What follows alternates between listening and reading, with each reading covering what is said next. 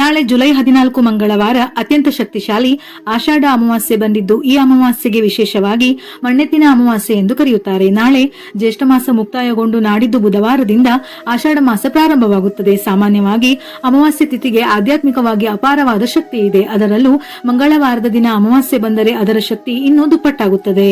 ಆದ್ದರಿಂದ ನಿಮ್ಮ ಮನೆಗೆ ಹಿಡಿದಿರುವ ಅಷ್ಟ ದರಿದ್ರಗಳು ನಿವಾರಣೆಯಾಗಿ ನಿಮ್ಮ ಇಡೀ ಕುಟುಂಬಕ್ಕೆ ರಾಜಯೋಗ ಬರಬೇಕಾದರೆ ಈ ಅಮಾವಾಸ್ಯೆ ದಿನದಂದು ಕೆಲವು ಸಣ್ಣ ಸಣ್ಣ ಪರಿಹಾರಗಳನ್ನು ಮಾಡಿ ನೋಡಿ. ಇದರಿಂದ ನಿಮ್ಮ ಕುಟುಂಬಕ್ಕೆ ಆಯುರಾರೋಗ್ಯ ಮತ್ತು ಅಷ್ಟೈಶ್ವರ್ಯಗಳು ಪ್ರಾಪ್ತಿಯಾಗುತ್ತವೆ. ಅಮಾವಾಸ್ಯೆ ತಿಥಿ ಸಮಯ ಜುಲೈ 13ರ ಸಂಜೆ 6:49 ಪ್ರಾರಂಭವಾಗಿ ಜುಲೈ 14ರ ಮಧ್ಯಾಹ್ನ 3:12 ಮುಕ್ತಾಯವಾಗುತ್ತದೆ. ಜುಲೈ 14ರ ಮಧ್ಯಾಹ್ನ ಅಮಾವಾಸ್ಯೆ ತಿಥಿ ಮುಗಿಯುವುದರಿಂದ ನೀವು ಜುಲೈ 13 ಅಂದರೆ ಸೋಮವಾರ ಸಂಜೆ ಅಥವಾ ರಾತ್ರಿ ಅಮಾವಾಸ್ಯೆ ಪೂಜೆ, ಲಕ್ಷ್ಮೀ ಪೂಜೆ ಮಾಡಬಹುದು. ಇನ್ನು ಮಂಗಳವಾರ ಅಮಾವಾಸ್ಯೆ ಪೂಜೆ ಮತ್ತು ಲಕ್ಷ್ಮೀ ಪೂಜೆ ಅಥವಾ ಲಕ್ಷ್ಮೀ ಆರಾಧನೆ ಮಾಡುವವರು ಮಧ್ಯಾಹ್ನ ತಿಥಿ ಮುಕ್ತಾಯ ಆಗುವುದರ ಒಳಗೆ ಮಾಡಬೇಕು. ಆಗ ಅಮಾವಾಸ್ಯೆ ಸಂಜೆ ಲಕ್ಷ್ಮೀ ಪೂಜೆಯನ್ನು ಮಾಡಬಹುದು ಹಾಗೂ ಅತ್ಯಂತ ಶಕ್ತಿಶಾಲಿಯಾಗಿರುವ ಆಷಾಢ ಅಮಾವಾಸ್ಯೆಯ ಪೂಜೆಯ ಸಂಪೂರ್ಣ ಫಲವು ಲಭಿಸುತ್ತದೆ. ವಿಶೇಷವಾಗಿ ಈ ಅಮಾವಾಸ್ಯೆ ದಿನ ಗ್ರಾಮೀಣ ಭಾಗಗಳಲ್ಲಿ ಅತ್ಯಂತ ಮಹತ್ವದ ಹಬ್ಬವಾಗಿದ್ದು, ರೈತಾಪಿ ವರ್ಗಕ್ಕೆ ಮತ್ತು ಕೃಷಿಗೆ ಆಧಾರವಾಗಿರುವ ಎತ್ತುಗಳನ್ನು ದೇವರೆಂದು ಭಾವಿಸಿ ಪೂಜಿಸುವ ಸುಂದರ ದಿನವಿದು. ಇನ್ನು ಕೆಲವು ಕಡೆ ಮಣ್ಣಿನಿಂದ ಎತ್ತುಗಳನ್ನು ತಯಾರಿಸಿ ಪೂಜಿಸುವ ಸಂಪ್ರದಾಯವೂ ಇದೆ. ಜ್ಯೋತಿಷ್ಯ ಶಾಸ್ತ್ರದ ಪ್ರಕಾರ ಈ ದಿನ ಕೆಲವು ವಿಶೇಷ ಪರಿಹಾರಗಳನ್ನು ಮಾಡುವುದರಿಂದ ಲಕ್ಷ್ಮೀದೇವಿಯ ಅನುಗ್ರಹ ದೊರೆತು ಮನೆಯಲ್ಲಿ ಧನಧಾನ್ಯ ವೃದ್ಧಿಯಾಗುತ್ತದೆ. ಅಮಾವಾಸ್ಯೆ ದಿನ ಭೂಮಿಯ ಮೇಲೆ ದುಷ್ಟಶಕ್ತಿಗಳ ಪ್ರಭಾವ ಮತ್ತು ನಕಾರಾತ್ಮಕ ಶಕ್ತಿ ಹೆಚ್ಚಾಗಿರುತ್ತದೆ. ಆದ್ದರಿಂದ ಈ ದಿನ ಪ್ರತಿಯೊಬ್ಬರು ತಮ್ಮ ಮನೆಗಳನ್ನು ತಪ್ಪದೆ ಸ್ವಚ್ಛಗೊಳಿಸಬೇಕು. ಮನೆಯಲ್ಲಿ ಸಾಂಬ್ರಾಣಿ ಧೂಪವನ್ನು ಹಾಕಿದರೆ ನಿಮ್ಮ ಮನೆಯಲ್ಲಿ ತಾಂಡವವಾಡುತ್ತಿರುವ ದರಿದ್ರ ದೇವತೆಯು ಹೊರಗೆ ಹೋಗಿ ದೇವತೆಗಳು ನಿಮ್ಮ ಮನೆಗೆ ಆಕರ್ಷಿತರಾಗುತ್ತಾರೆ. ಅಮಾವಾಸ್ಯೆಯ ದಿನದಂದು ಮನೆಯನ್ನು ಸ್ವಚ್ಛಗೊಳಿಸದಿದ್ದರೆ ನಿಮ್ಮ ಕಷ್ಟಗಳು ಇನ್ನೂ ದುಪ್ಪಟ್ಟಾಗುತ್ತವೆ. ಹಾಗೆಯೇ ಅಮಾವಾಸ್ಯೆ ದಿನದಂದು ಪ್ರತಿಯೊಬ್ಬರೂ ತಪ್ಪದೆ ತಲೆ ಸ್ನಾನ ಮಾಡಬೇಕು. ಸ್ನಾನ ಮಾಡುವ ನೀರಿಗೆ ಕಲ್ಲು ಉಪ್ಪು ಮತ್ತು ಗಂಗಾಜಲ ಸೇರಿಸಿ ಸ್ನಾನ ಮಾಡಿದರೆ ಶ್ರೇಷ್ಠ. ಅಮಾವಾಸ್ಯೆಯೊಂದಿಗೆ ಕೂಡಿ ಬಂದಿರುವ ಈ ಮಂಗಳವಾರದಂದು ಮನೆಯಲ್ಲಿ ಅಮ್ಮನವರನ್ನು ಪೂಜಿಸುವುದು ಅತ್ಯಂತ ಶ್ರೇಷ್ಠ. ದೇವರ ಮನೆಯಲ್ಲಿ ದೀಪವನ್ನು ಬೆಳಗಿಸಿ ಮನಸ್ಫೂರ್ತಿಯಾಗಿ ನಮಸ್ಕಾರ ಮಾಡಿ. ಅತಿಯಾದ ಸಾಲದ ಬಾಧೆ ಇರುವವರು ಅಥವಾ ಜಾತಕದಲ್ಲಿ ಕುಜದೋಷ ಇರುವವರು ಈ ಮಂಗಳವಾರದಂದು ದೇವಸ್ಥಾನದ ಬಳಿ ಇರುವ ಬಡವರಿಗೆ ಕೆಂಪು ತೊಗರಿ ಬೇಳೆಯನ್ನು ದಾನ ಮಾಡಿ.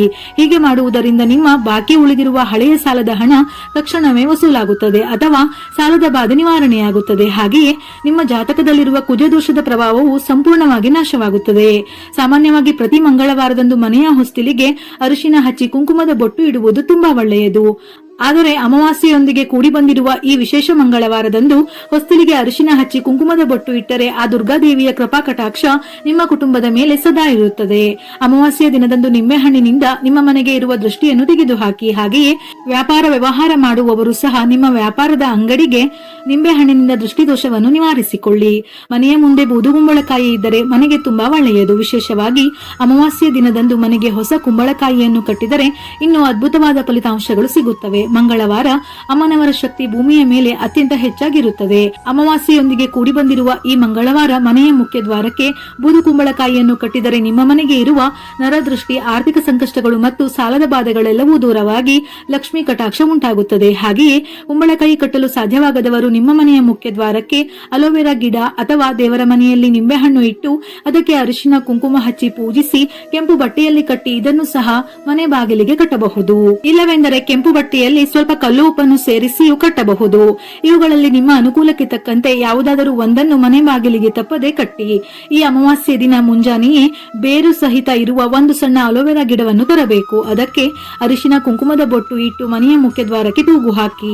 ಇದರಿಂದ ನಿಮ್ಮ ಮನೆಗೆ ತಗುಲಿರುವ ನರದೃಷ್ಟಿ ಸಂಪೂರ್ಣವಾಗಿ ನಿವಾರಣೆಯಾಗಿ ನಿಮ್ಮ ಕುಟುಂಬದಲ್ಲಿ ಸುಖ ಸಂತೋಷಗಳು ಹೆಚ್ಚಾಗುತ್ತವೆ. ಉಪ್ಪು ಸಾಕ್ಷಾತ್ ಲಕ್ಷ್ಮೀ ದೇವಿಯ ಸ್ವರೂಪವೆಂದು ಹೇಳುತ್ತಾರೆ. ಹಾಗಾಗಿ ಒಂದು ಕೆಂಪು ಬಟ್ಟೆಯಲ್ಲಿ ಕಲ್ಲು ಉಪ್ಪನ್ನು ಸೇರಿಸಿ ಮೂಟೆ ಕಟ್ಟಿ ಮನೆಯ ಮುಖ್ಯ ದ್ವಾರಕ್ಕೆ ಕಟ್ಟಬೇಕು. ಹೀಗೆ ಮಾಡುವುದರಿಂದ ನಿಮ್ಮ ಮನೆಯಲ್ಲಿರುವ ಆರ್ಥಿಕ ಇಬ್ಬಂದಿಗಳು ಕ್ಷಣ ಮಾತ್ರದಲ್ಲಿ ತೊಲಗಿ ಅಖಂಡ ಧನಾಕರ್ಷಣೆ ಆಗುತ್ತದೆ. ಇದರೊಂದಿಗೆ ಮನೆಯಲ್ಲಿ ಆಗುವ ಅನಗತ್ಯ ವೆಚ್ಚಗಳು ಸಹ ಗಣನೀಯವಾಗಿ ಕಡಿಮೆಯಾಗುತ್ತದೆ. ಸಣ್ಣ ಮಕ್ಕಳಿಗೆ ದೃಷ್ಟಿದೋಷ ಎಂಬುದು ತುಂಬಾ ಬೇಗನೆ ಆಗುತ್ತದೆ. ಹಾಗಾಗಿ ಈ ಅಮಾವಾಸ್ಯೆ ದಿನ ನಿಮ್ಮ ಮಕ್ಕಳಿಗೆ ಕಲ್ಲು ಉಪ್ಪಿನಿಂದ ದೃಷ್ಟಿ ತೆಗೆಯಿರಿ. ಪಚ್ಚಕರ್ಪೂರವು ಹಣವನ್ನು ಅಪಾರವಾಗಿ ಆಕರ್ಷಿಸುತ್ತದೆ. ನಿಮ್ಮ ಬೀರು ಅಥವಾ ಹಣ ಇಡುವ ಲಾಕರ್ನಲ್ಲಿ 3 ಪಚ್ಚಕರ್ಪೂರದ ಬಿಲ್ಲೆಗಳನ್ನು ಇಟ್ಟುಕೊಳ್ಳಿ.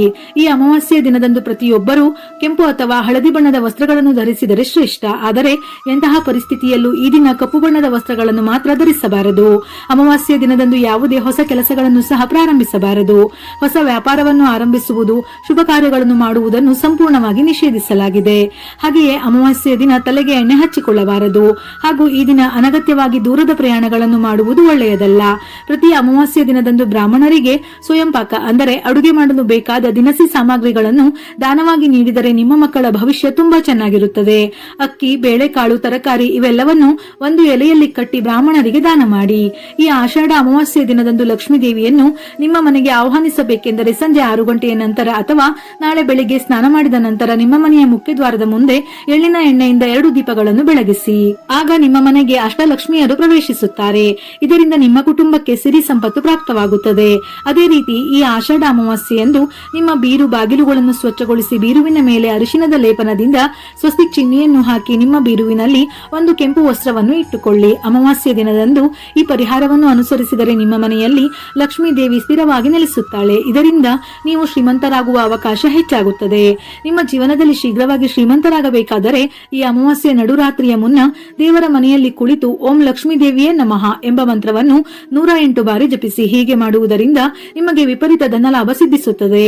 ಇನ್ನು ನಮ್ಮಲ್ಲಿ ಧಾತುದೋಷ ಅಥವಾ ದೃಷ್ಟಿದೋಷ ತಗುಲಬಾರದೆಂದು ಕಾಲಿಗೆ ಕಪ್ಪು ದಾರವನ್ನು ಕಟ್ಟಿಕೊಳ್ಳುತ್ತಾರೆ. ಆದರೆ ಅಮಾವಾಸ್ಯ ದಿನದಂದು ಕಪ್ಪು ದಾರವನ್ನು ಕಟ್ಟಿಕೊಂಡರೆ ಅದಕ್ಕೆ ಇನ್ನೂ ಹೆಚ್ಚಿನ ಫಲಿತಾಂಶ ಸಿಗುತ್ತದೆ.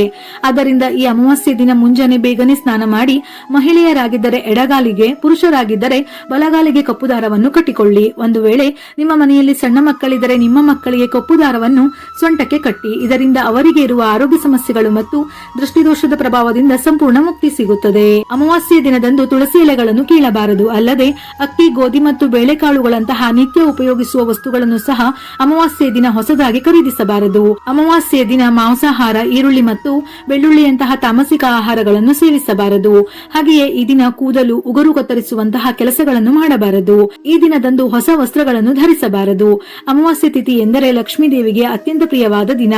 ಆದ್ದರಿಂದ ಈ ಅಮಾವಾಸ್ಯ ಸಾಯಂಕಾಲದ ಸಮಯದಲ್ಲಿ ಲಕ್ಷ್ಮೀ ದೇವಿಯ ಮುಂದೆ ಹಸುವಿನ ತುಪ್ಪದಿಂದ ದೀಪವನ್ನು ಬೆಳಗಿಸಿ ಪೂಜೆ ಮಾಡಿದರೆ ಲಕ್ಷ್ಮೀ ದೇವಿಯ ಆಶೀರ್ವಾದ ತಕ್ಷಣವೇ ಲಭಿಸುತ್ತದೆ.